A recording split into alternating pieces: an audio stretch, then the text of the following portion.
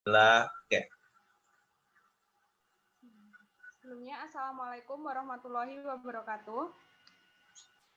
Di sini, kami dari kelompok 2 akan mempresentasikan artikel yang berjudul On the Plasticity of Institution, Containing and Restoring Practice Breakdown at Cambridge University Boat Club.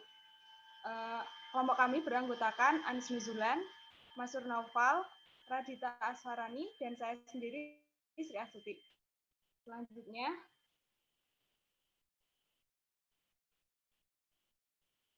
latar belakang dari artikel ini adalah berdasarkan hasil etnografi dari Cambridge 2007 season ditemukan contoh umum dari kecenderungan bahwa praktik yang melembaga gagal dan mulai menyimpang dari skrip kelembagaannya. Hal ini menyebabkan perilaku tak terduga yang sulit untuk diselaraskan dengan teori mikro level yang telah ada, yang menyebutkan tentang mengaitkan dengan stabilitas kelembagaan. Kemudian memunculkan pertanyaan, bagaimana stabilitas kelembagaan dapat dicapai melalui kinerja praktik yang tidak hanya menimpang, namun juga menantang aturan, norma, dan kepercayaan yang dilembagakan. Selanjutnya,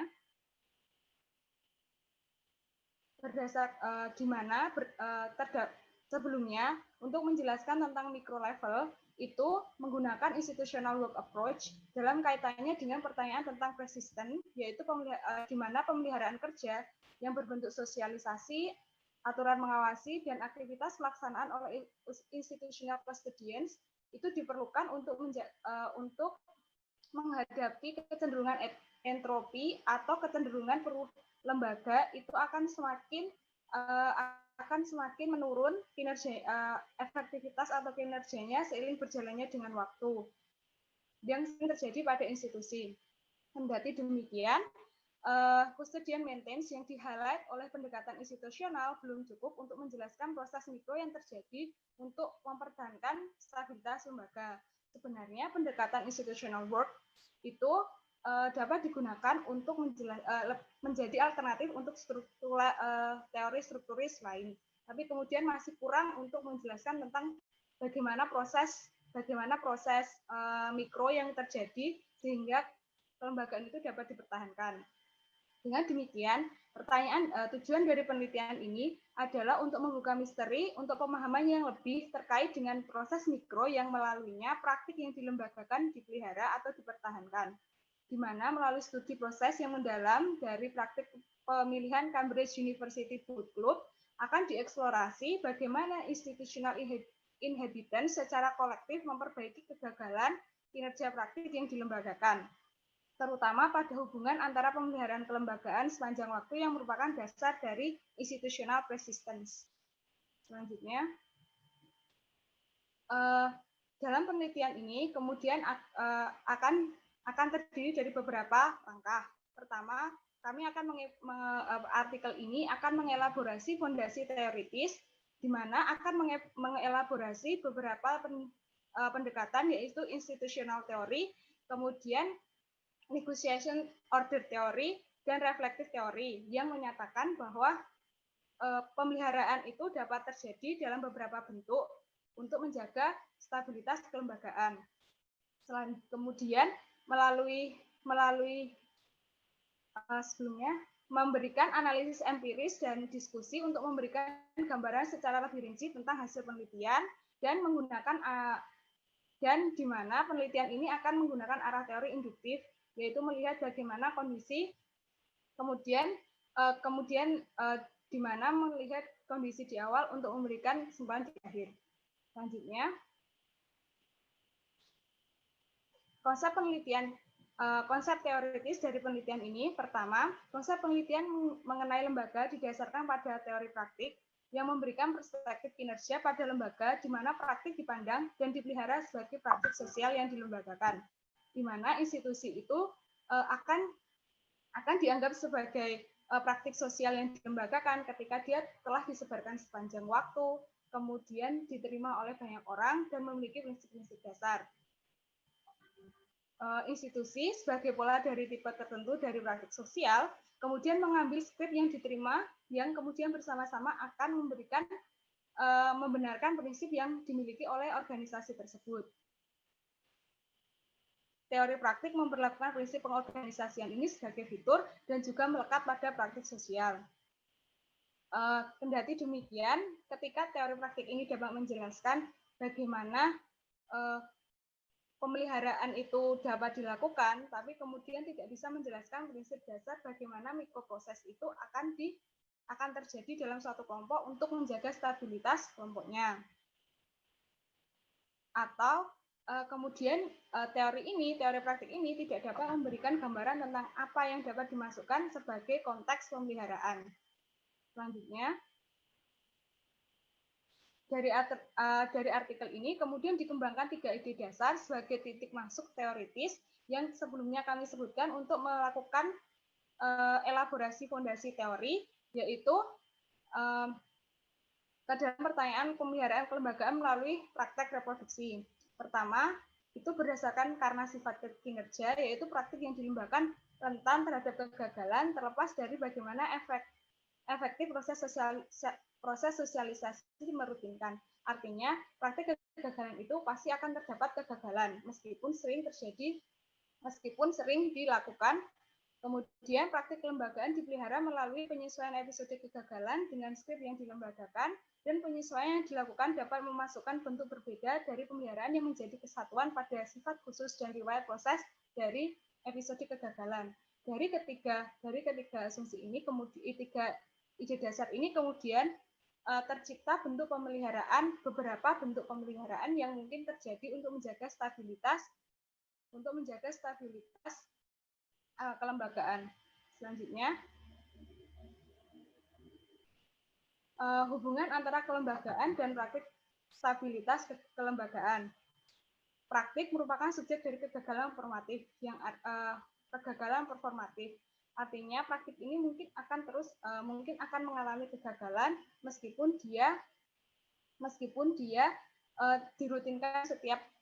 dirutinkan dalam beberapa waktu. Kegagalan dalam praktik dapat terjadi terlepas dari tingkat rutinitasnya seperti yang saya sebutkan tadi.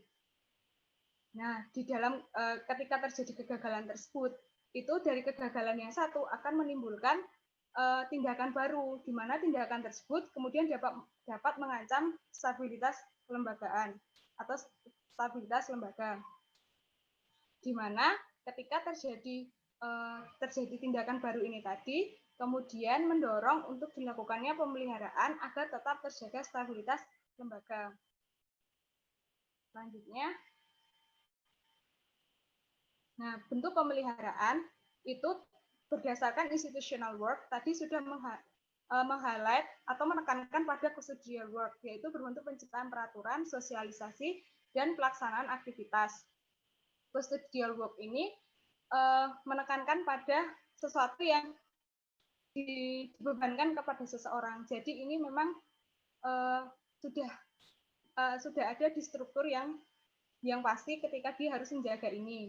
Kemudian berdasarkan teori negotiated order theory itu kemudian melakukan elaborasi bahwa pemeliharaan itu dapat terjadi melalui proses negosiasi, di mana negosiasi merupakan bagian dari perintah atau pesan sosial yang menyiratkan bahwa pekerjaan negosiasi sebagai bentuk dari pemeliharaan kelembagaan cenderung untuk menjadi dasar penting menjaga stabilitas kelembagaan. Jadi saat terjadi konflik itu memungkinkan seseorang untuk melakukan pemeliharaan secara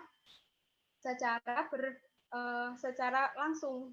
Jadi tidak menunggu proses, tapi dapat dilakukan secara langsung. Jadi melepas dari struktur yang ada, dapat dilakukan pemeliharaan oleh siapapun. Kemudian refleksi normalization work, yaitu setiap ketegangan yang disebabkan oleh penyimpangan perilaku itu diperhalus sepanjang waktu. Jadi memungkinkan adanya refleksi yang menuntut seseorang itu untuk melakukan pemeliharaan sesuatu kegagalan itu dengan memberikan perbaikan kecil. Nah, ini biasanya dilakukan ketika kegagalan ini hanya untuk sementara saja. Jadi bukan sesuatu yang berkelanjutan. Selanjutnya, menghubungkan kegagalan praktik dengan bentuk pemeliharaan yang berbeda. Nah, tadi sudah ada beberapa pemeliharaan yang mungkin terjadi. Ketika bentuk pemeliharaan yang berbeda akan mendapatkan respon perilaku yang berbeda dari praktisi, di mana perilaku tersebut akan bergantung kepada bagaimana keterikatan mereka terhadap kegagalan yang ada. Jadi sikap mereka itu akan terpengaruh pada kegagalan yang ada, mengakibatkan kegagalan yang terjadi itu dipengaruhi atau praktik saat ini itu dipengaruhi oleh keterikatan mereka pada pemeliharaan kegagalan sebelumnya, sehingga kemudian memunculkan efek kegagalan total, di mana kegagalan total merupakan gangguan total atau penghentian dalam aliran praktik, di mana praktisi secara sadar dan teoritis merefleksikan apa yang mereka lakukan. Jadi mereka terus-terusan melihat kegagalan ini. Ketika terjadi satu kegagalan, mereka akan melihat kemarin saya seperti ini. Kemudian ketika ada kegagalan lagi, saya akan melihat kegagalan yang lalu. Kemudian akhirnya menimbulkan efek kegagalan total tersebut. Tetapi kemudian tipe kegagalan dilihat bukan berdasarkan seberapa besar dia ada atau apa yang menjadi penyebabnya, tetapi lebih kepada bagaimana atau sejauh mana kegagalan yang ada itu mempengaruhi stabilitas kelembagaan. Selanjutnya, konteks empiris. Jadi penelitian ini dilakukan di CUBC, yaitu perlombaan perahu antar Universitas Oxford dan Universitas Cambridge yang telah berlangsung selama 185 tahun. Di dalam pelaksanaannya, di dalam lembaga atau institusinya, di mana CUBC ini dianggap sebagai lembaga, yaitu memiliki prinsip pengorganisasian yang menggunakan Stephen Test, yang merupakan nama terakhir dari manajernya, itu menentukan ketika saya melakukan X, berarti saya akan memilih X atau Y untuk kemudian saya gunakan untuk memenangkan pertandingan. Kemudian skrip kelembagaan dalam penelitian ini, dalam konteks UBC, itu permainan harus dilakukan secara adil, transparan, birokratis, sportif, saling menghormati, dan menghormati tradisi yang ada. Kemudian terdapat syarat-syaratnya, di mana karena perlombaan ini adalah perlombaan pelajar atau mahasiswa, maka semua peserta adalah mahasiswa yang penuh waktu atau mahasiswa yang mahasiswa reguler, di mana mereka harus menjadi seorang mahasiswa aktif selama setahun sebelum perlombaan diselenggarakan. Kemudian terdapat kontrak sosial antara CUBC dan Regu Dayung, di mana dalam kontrak sosial ini menunjukkan rasa bangga seseorang terhadap apabila dipilih menjadi seorang partisipan dalam lomba dayung ini. Kemudian mereka akan memberikan peran yang tinggi untuk dapat menunjang kemenangan dari perlombaan, di mana mereka akan bersedia untuk diganti bahkan sebelum perlombaan, hari H-1 sebelum perlombaan itu terjadi. Jadi mereka sudah memiliki kontrak sosial itu yang kemudian oleh pelatih juga disebutkan secara eksplisit saat pertama kali mereka memasuki anggota CUBC tadi. Kemudian karena ini adalah institusi lembaga sosial, kelembagaan, maka dia juga memiliki praktik pemeliharaan, di mana alumni CUBC atau Old Blues, di mana orang yang terpilih sebagai pemain itu akan disebut dengan Blues dan alumninya disebut dengan Old Blues. Itu membantu mereka selaku Old Blues itu akan membantu mensosialisasikan pendatang baru tentang cara dan adat istiadat dalam CUBC, termasuk di dalamnya tentang sejarah-sejarah penting yang telah dilewati CUBC. Selain itu, sebagai institusi, CUBC ini memiliki cara untuk menjaga pengorganisasiannya, yaitu dengan melalui sistem seleksi dan juga sistem praktik yang kaku atau rigid. Nah, untuk lebih lanjut tentang sistem sosial, praktik sosial, lembaga sosial yang terwujud dalam sistem seleksi akan dijelaskan oleh rekan saya. Terima kasih.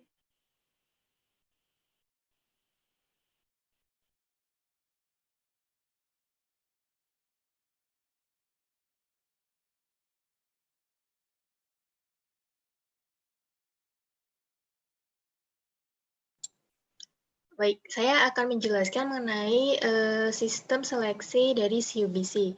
Sistem seleksi CUBC ini merupakan suatu praktik sosial yang sudah sangat terinstitusionalisasi. Karena yang pertama adalah ini merupakan sebuah sosial praktik sosial. Yang kedua, sistem seleksi CUBC ini sudah terdistribusi secara dengan waktu yang lama dan ruang yang luas, yaitu karena dia sudah dilakukan selama bertahun-tahun, dekade-dekade, dan sudah praktiknya itu mirip dengan praktik seleksi di berbagai tempat. Lalu yang keempat, alasan keempat adalah karena ini dilakukan secara rutin ya setiap tahun. Yang keempat itu adalah tujuan dan kebutuhan dari proses seleksi ini posisinya berada di atas dari anggota CUBC ini sendiri. Selanjutnya. Nah, sistem seleksi CUBC ini terdiri dari 3 prinsip, yaitu pertama metode seleksi, yang kedua adalah proses seleksi, dan ketiga adalah prinsip dasar yang dianut dalam sistem seleksi CUBC. Selanjutnya. Yang pertama adalah selection methods. Jadi metode seleksi yang digunakan dalam CUBC ini itu yang pertama ada 2 tes, yang itu yang pertama adalah tes mendayung sejauh 2.000 dan 5.000 meter dengan menggunakan indoor rowing mesin, dan juga ada seat test. Nah, kedua tes ini didesain untuk memberikan penilaian performance dan potensi pendayung dalam hal kekuatan, teknik, maupun ketahanan tubuhnya. Kemudian 8 boat movers dengan ranking tertinggi akan dipilih untuk mewakili CUBC dalam boat race. Selanjutnya. Proses seleksi. Yang pertama, proses seleksi itu yang pertama dilakukan dalam proses seleksi CUBC ini adalah membuka pendaftaran. Nah, dalam seleksi yang dilakukan pada tahun 2006 itu terdapat 39 orang yang mendaftar. Kemudian mereka mengikuti bootcamp selama 2 minggu. Nah, hanya 32 orang yang bisa menyelesaikan bootcamp tersebut. Nah, dari 32 orang ini, mereka akan melakukan 2.000 sampai 5.000 meter tes dengan indoor rowing machine dan juga seat race. Nah, lalu tersisa 22 orang. Nah, dari 22 orang ini, pelatih kemudian akan merumuskan tim sementara untuk Blue Boat atau tim utama, dan Goldie Crew, yaitu adalah tim cadangan pada saat training di Baiules, Spain. Nah, proses keempat itu adalah 8 boat movers dengan ranking tertinggi itu akan dipilih untuk mewakili CUBC. Namun, proses seleksi ini berjalan hingga hari boat race terjadi. Jadi, tidak ada yang posisinya terjamin sebelum hari boat race atau hari pertandingan. Selanjutnya. Prinsip dasar dalam sistem seleksi CUBC ini ada 3, yaitu yang pertama adalah selection methods, fairness, dan objectivity. Yang artinya keputusan seleksi itu harus dapat dijustifikasi dengan adil dan objektif. Itu performance data itu harus objektif dan transparan. Yang kedua adalah authority of the coach. Jadi head coach itu menentukan keputusan final dalam proses seleksi siapa yang bisa maju untuk mengikuti boat race. Yang ketiga, proses respect for the rules and tradition of CUBC and boat race. Oarsman atau para pendayung itu diharapkan untuk berperilaku yang sesuai dengan budaya CUBC yang profesional dan terhormat, serta menghormati aturan dan tradisinya. Selanjutnya. Metode penelitian yang digunakan dalam paper ini itu adalah inductive qualitative process approach. Nah, data utama yang data utama yang digunakan itu adalah catatan hasil etnografi, proses seleksi, dan pelatihan CUBC 2007. Sejak hari pertama latihan, yaitu tanggal 19 September 2006 hingga Butris tanggal 7 April 2007. Totalnya adalah pengamatan selama 199 hari. Datanya itu berupa ethnographic observation and interview. Etnografi itu adalah jenis metode penelitian yang diterapkan untuk mengungkapkan makna sosiokultural dengan cara mempelajari keseharian pola hidup dan interaksi kelompok sosiokultural tertentu dalam ruang atau konteks yang spesifik. Nah, setiap malam etnografer akan mencatat semua hasil observasi dan rekaman yang dilakukan di hari tersebut. Data tambahan yang digunakan dalam penelitian ini adalah berupa salinan email, video footage, logbook, media populer, dan juga buku mengenai CUBC dan juga Butris. Selanjutnya, data analisis. Analisis data ini dalam penelitian kali ini dilakukan dengan teori building approach. Jadi dari data-data yang telah dikumpulkan oleh peneliti, mereka akan melalui proses iteratif untuk mencapai sebuah konklusi atau mencapai sebuah teori. Nah, mereka harus melalui yang namanya data reduction. Data reduction itu dalam hal ini peneliti kan ingin meneliti mengenai bagaimana sebuah institusi itu dapat bertahan dapat bertahan walaupun terdapat banyak breakdown atau kegagalan praktik di dalam institusi tersebut. Nah, untuk mengidentifikasi breakdown yang akan diteliti, maka peneliti itu melakukan data reduction, yaitu memilih 5 practice breakdown yang dianggap sebagai kegagalan yang besar oleh para anggota atau para kru dari Booth Club tersebut.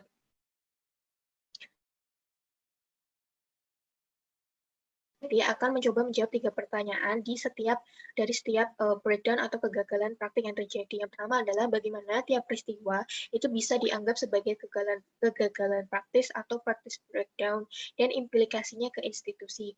Yang kedua, bagaimana respon individual dan juga kelompok terhadap masing-masing peristiwa breakdown dan bagaimana breakdown tersebut dapat terselesaikan.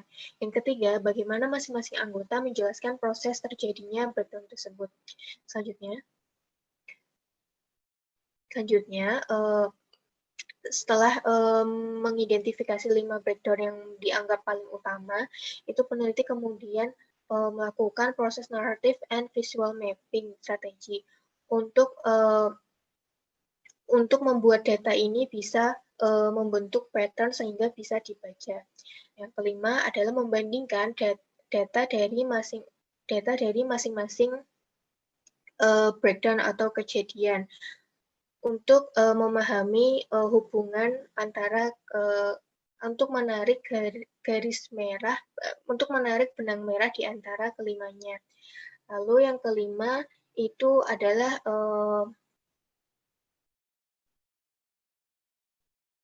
mengaitkan tipe maintenance proses maintenance atau proses pemeliharaan yang berbeda untuk menjadi sebuah konstruk atau teori yang bisa menjelaskan mengenai breakdown yang terjadi di CUBC ini. Lalu yang ketujuh adalah membuat framework atau teori yang dapat menjelaskan dua fase utama dalam masing-masing breakdown. Selanjutnya. Nah, ini adalah timeline dari musim boat race tahun 2007. Selanjutnya. Nah, kami akan menjelaskan satu persatu mengenai peristiwa yang dianggap sebagai kegagalan atau practice breakdown di dalam seleksi CUBC. Yang pertama adalah episode 1, kejadian pertama, yaitu yang terjadi pada 3 Januari 2007.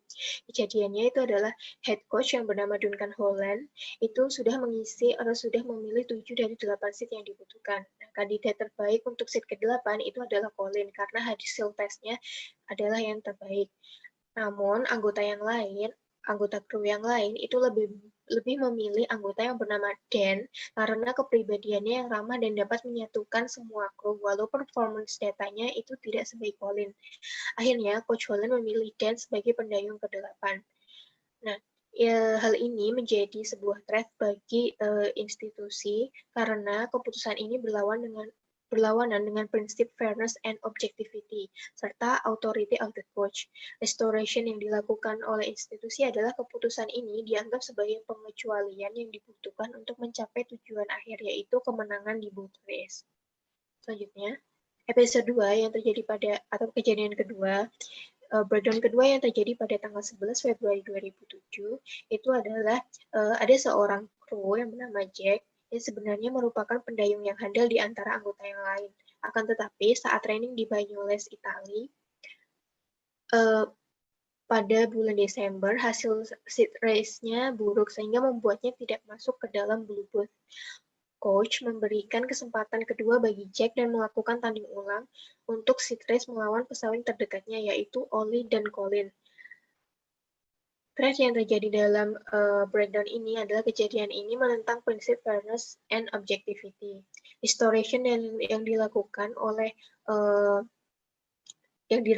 restoration yang dilakukan untuk mempertahankan institusi ini adalah keputusan ini dianggap sebagai pengecualian yang dibutuhkan, namun tetap menjaga prinsip fair race sebagai basis seleksi dalam penentuan kru CUBC dibandingkan dengan breakdown ini jika dibandingkan dengan breakdown sebelumnya, yaitu yang dengan kasusnya kasus pada episode pertama. Selanjutnya, ini akan kasus episode ketiga akan dijelaskan oleh rekan saya, Mas Hur. Baik, terima kasih. Nah, jadi tadi telah dijelaskan beberapa episode sebelumnya. Sekarang saya akan melanjutkan episode yang berikutnya, yakni episode ketiga yang terjadi pada tanggal 27 Maret 2007 yang berjudul Rush Demotion. Nah, di sini Rush ini adalah seorang pelatih di mana pada musim tersebut Rush terpilih sebagai pelatih terbaik. Nah, kemudian menyadari Rush yang kemudian menyadari pamor dan performanya yang baik pada musim tersebut, dia kemudian mengambil tanggung jawab ganda yang dimana bukan hanya menjadi pelatih dayung, tapi juga menjadi pelatih untuk tinju. Nah, hal ini bertentangan dengan Tess Stephens yang berarti bahwa Rush ini tidak berkomitmen 100% terhadap CUBC. Nah, kemudian konflik yang terjadi ini pada fase ini, pada episode ini adalah terjadi peningkatan keraguanku terhadap kinerja Rush, di mana hal ini terlihat pada penurunan performa. Nah, sehingga akan tetapi para kru lainnya itu tetap melakukan penahanan, atau dalam arti bahwa tidak mengungkapkan rasa yang dirasakannya karena beranggapan bahwa anggota kru yang lainnya itu menyukai Rush. Akan tetapi pada saat itu ternyata kru yang lainnya itu memiliki persepsi yang sama terhadap kekecewaannya terhadap kinerja Rush, sehingga hal ini berbuntut pada konflik di mana Rush itu diberhentikan dari CUBC. Nah, kemudian di episode keempat itu yang terjadi pada 29 Maret 2007 yang topiknya adalah Rebellion over Stroke Shed. Nah, di sini hanya tersisa 9 hari menjelang boat race. Nah, kemudian kepala pelatih membuat satu keputusan yang agak kontroversial bagi kru yang lainnya, sehingga kru yang lain tidak setuju, yakni men-switch posisi dari Thorsten, dari Kieran ke Thorsten, yakni posisi stroke shed. Nah, stroke shed ini sangat baik karena dianggap sangat baik karena dia memiliki posisi yang terdepan, di mana orang-orang ketika melihat lomba ini pasti yang terlihat adalah yang memegang sebagai stroke shed ini. Nah, akan tetapi dengan ancaman kru tersebut yang ketidaksetujuan kru itu, si Thorsten kemudian mengancam untuk keluar dari grup ini karena mereka menganggap kru yang lainnya tidak setuju dengan keputusan, tidak menganggap Thorsten itu tidak lebih baik daripada Kiran, sehingga pada saat itu Tom sebagai ketua mahasiswa mengadakan rapat ad hoc yang kemudian memberi kesempatan pada Kiran untuk berbicara. Nah, pada saat itu Kiran berpendapat bahwa dia tidak sama sekali mempermasalahkan posisi tersebut, sehingga kemudian posisi tersebut Kiran hanya berfokus pada bagaimana CUBC ini dapat memenangkan perlombaan. Nah, yang menjadi masalah adalah keputusan tersebut tidak melibatkan kepala pelatih, atau sehingga hal ini bertentangan dengan apa yang menjadi authority head coach tadi. Nah, kemudian episode yang terakhir adalah episode kelima yang terjadi pada 29 April 2007 yang mengatakan Thorsten departing early. Nah, CUBC akhirnya menjuarai boat race yang ke-153. Namun kemudian Thorsten memutuskan untuk kembali ke Jerman. Nah, hal ini kemudian bertentangan dengan tradisi yang dimana pemain tersebut harus menyelesaikan masa studinya selama 1 tahun. Nah, tapi di samping itu Thorsten memiliki alasan bahwa dia tidak cukup baik dalam prestasi akademisnya dan juga kemudian bahasa Inggrisnya yang kurang baik yang kemudian menjadi bahan olok-olokan di pertandingan tersebut. Nah, kemudian Thorsten ini menyalahi aturan prinsip dari kejuaraan boat race yang berujung pada permintaan maafan oleh Presiden CUBC kepada Oxford. Nah, selanjutnya ini tabel yang menjelaskan conceptual structure of our findings, nanti akan dijelaskan secara singkat di bagian setelahnya. Nah, di mana di sini analysis of practice breakdowns terdiri dari 2 fase. Yang pertama adalah fase pertama, containment of mirror breakdowns. Nah, di sini peneliti datang ke CUBC itu memiliki kesan baik dari segi CUBC memiliki kesan baik dari segi stabilitas kelembagaan, terus kemudian ada proses sosialisasi yang kuat, dan juga sistem seleksi yang baik, dan yang terakhir adalah kru yang berkomitmen penuh pada tujuan CUBC. Namun, terlepas dari itu, peneliti menemukan beberapa kegagalan praktik yang secara langsung mengancam beberapa prinsip utama organisasi yang menjadi dasar dari CUBC. Nah, di sini pada fase pertama, itu dijelaskan containment of minor breakdowns. Di sini ada terdiri dari 3. Yang pertama ignoring, yaitu mengabaikan segala macam konflik dan menganggap hal tersebut sebagai hal yang kecil, tidak penting atau menarik dan tidak mengkhawatirkan. Nah, hal ini itu terjadi pada breakdowns pada episode pertama di mana dan berkonflik dengan pelatih, dan juga pada episode ketiga di mana Ras tidak berkomitmen. Nah, di sini ignoring di sini atau mengabaikan di sini, anggota kru yang lainnya itu cenderung mengabaikan tindakan yang dilakukan oleh Dan kepada pelatih, yakni membuat lelucon, cenderung mengabaikan hal tersebut dan cuma mengaitkan hal tersebut adalah hal masalah pribadi antara Dan dan coach. Dan kemudian di episode ketiga itu mengabaikannya di sini dalam arti bahwa harusnya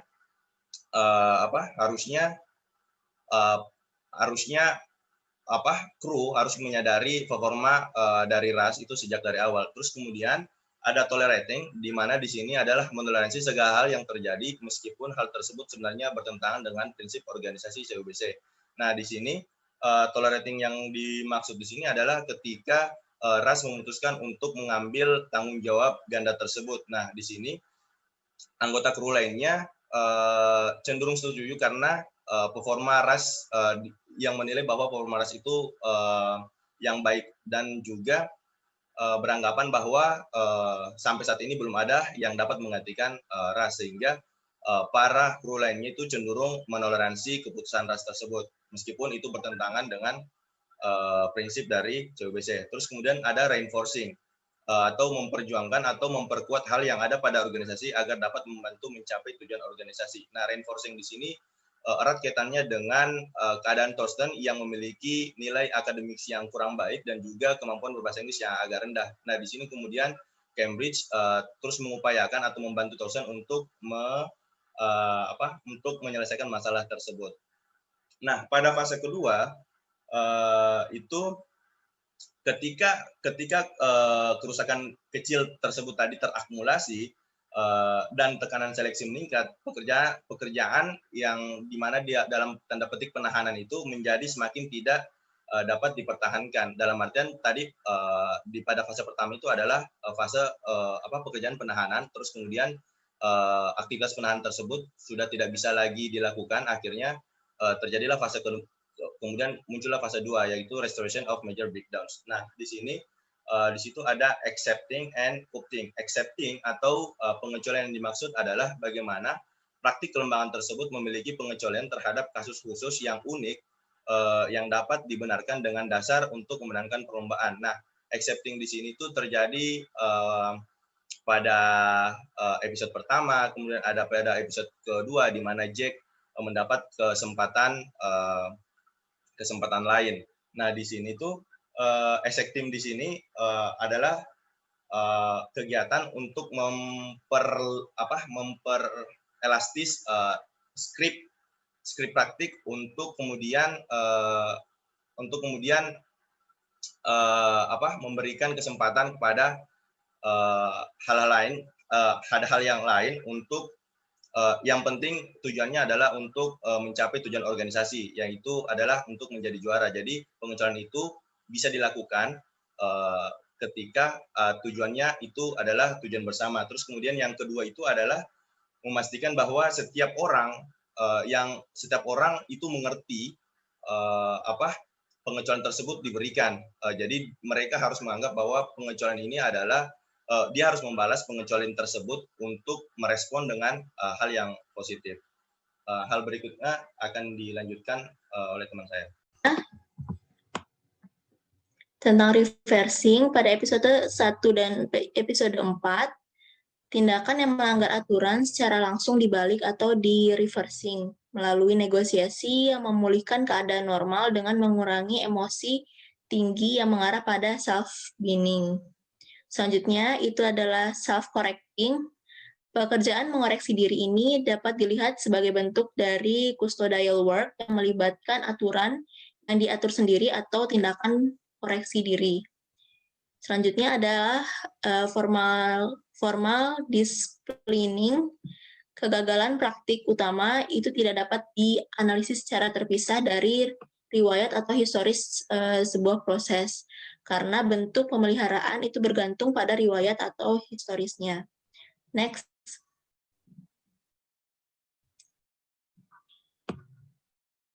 Selanjutnya adalah maintenance work and the substantive nature of practice breakdown. Analisis pada penelitian ini menunjukkan bahwa selain bergantung pada riwayat proses dari kegagalan praktik, bentuk pemeliharaan yang diambil juga bergantung pada sifat substantif tertentu pada setiap kegagalan. Setiap jenis pemeliharaan itu secara khusus disesuaikan dengan sifat dan riwayat atau historis proses dari kegagalan tersebut. Dan itu bergantung pada 3 faktor substantif utama. Yang pertama, itu apakah tindakan yang terlibat dianggap atau bisa dimaafkan secara pribadi. Jadi yang dimaksud ini sejauh mana tindakan divergen ini dianggap dapat dimengerti atau dimaafkan dari perspektif pribadi daripada dari perspektif kelembagaan. Lalu yang kedua, apakah tindakan yang terlibat dalam kegagalan ini dapat dibalik, atau maksudnya itu sejauh mana tindakan yang berbeda bersifat final dan tidak dapat dibatalkan. Lalu yang ketiga adalah apakah tindakan yang terlibat dalam penguraian itu dapat dibenarkan secara kelembagaan. Maksud dari pernyataan ini adalah sejauh mana tindakan yang berbeda dapat dilegitimasi dalam kaitannya dengan prinsip kelembagaan. Next. Selanjutnya adalah discussion. Tujuan dari penelitian ini adalah untuk memahami bagaimana stabilitas kelembagaan itu dapat dicapai secara kolektif melalui practice performance yang sering menyimpang dari aturan, norma, kepercayaan, dan prinsip yang telah melembaga atau terinstitusional. Peneliti mempelajari sistem seleksi yang tampaknya sangat stabil dan terlembaga dari Cambridge University Boat Club yang berusia 180 tahun selama satu musim penuh dan menunjukkan bagaimana anggota itu menahan dan memulihkan kegagalan performatif dalam praktik yang melembaga. Secara khusus, peneliti menemukan bahwa analisis tingkat mikro itu pemeliharaannya kelembagaannya melibatkan berbagai bentuk pemeliharaan dan penting bergantung pada sifat atau riwayat dari proses kegagalan. Jadi pada penelitian ini juga dijelaskan mengenai proses umum di mana stabilitas kelembagaan itu dapat dicapai melalui tanggapan pemeliharaan terhadap kegagalan praktik. Jadi jika kegagalannya itu masih dianggap minor atau kecil, maka pemeliharaan yang dilakukan adalah berupa ignoring, tolerating, dan juga reinforcing.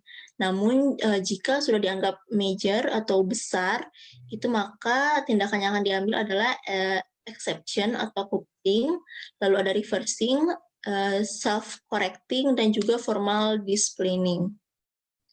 Next. Selanjutnya, extending the concept of institutional maintenance work. Penelitian ini berusaha untuk berkontribusi pada literatur dengan menambah dan memperluas pemahaman tentang proses pemeliharaan institusional dalam dua cara. Cara yang pertama yaitu adalah analisis pada penelitian ini menyoroti beberapa batasan sosialisasi dan penegakan aturan oleh custodial institusional sebagai dasar stabilitas institusional. Peneliti mempelajari kasus ekstrim di mana tekanan sosialisasi itu dapat digunakan untuk menyesuaikan diri, dan itu sangat berdampak kuat. Lalu untuk cara yang kedua, dalam kaitannya dengan batas-batas sosialisasi dan penegakan aturan sebagai dasar stabilitas kelembagaan, peneliti telah menunjukkan bagaimana bentuk-bentuk pemeliharaan lainnya. Nah, analisis pada penelitian ini juga memperluas konsep dari custodial work itu sendiri dengan menyoroti pekerjaan, penguatan, dan koreksi diri. Dan menunjukkan bahwa berbagai bentuk custodial work itu dapat dilakukan oleh praktisi alih-alih melibatkan kelembagaan. Next. Selanjutnya adalah the contingent nature of different forms of maintenance work. Jadi salah satu masalah utama sosiologi itu adalah menjelaskan tatanan sosial. Jadi tidak mengherankan ada banyak penjelasan terkait keteraturan dan stabilitas.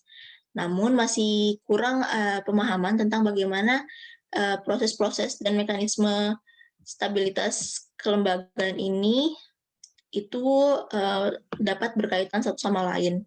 Nah, dalam penelitian ini, peneliti itu sudah menjawab tantangan atau pertanyaan tentang pemeliharaan kelembagaan sebagai proses yang dinilai berlapis-lapis yang melibatkan berbagai bentuk pekerjaan yang melibatkan berbagai bentuk pemeliharaan dari waktu ke waktu.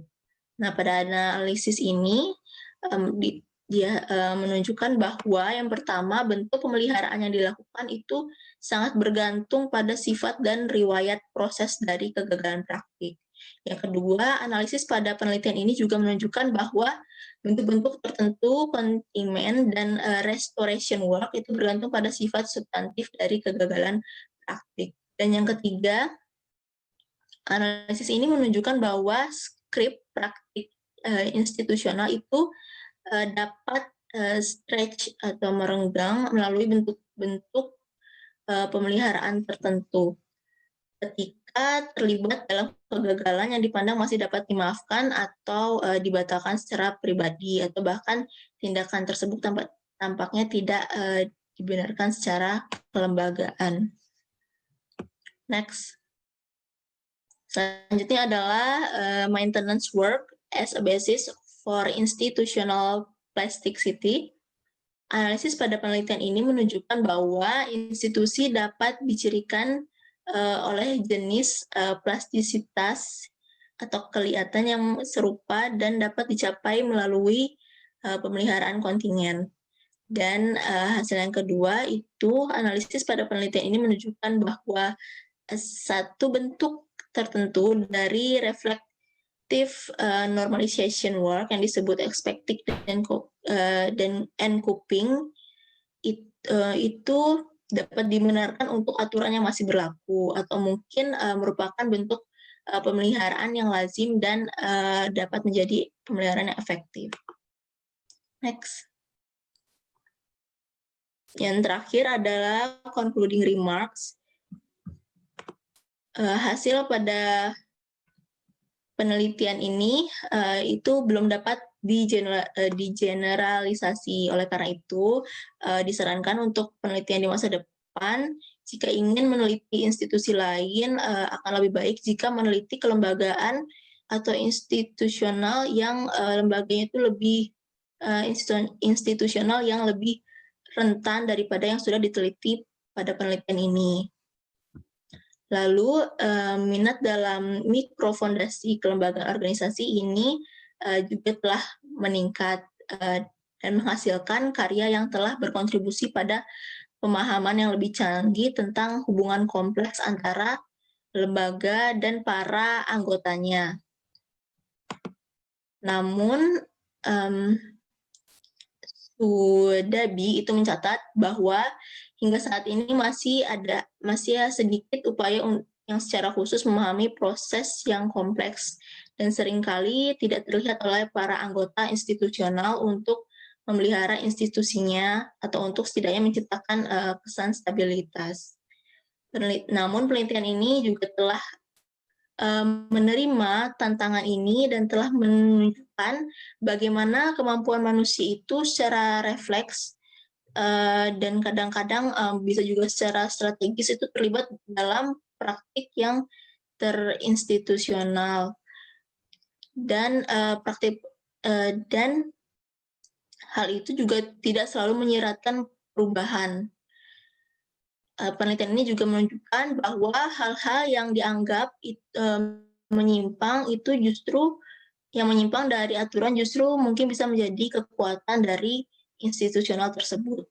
Demikian presentasi dari kelompok kami. Saya akhiri. Wassalamualaikum warahmatullahi wabarakatuh.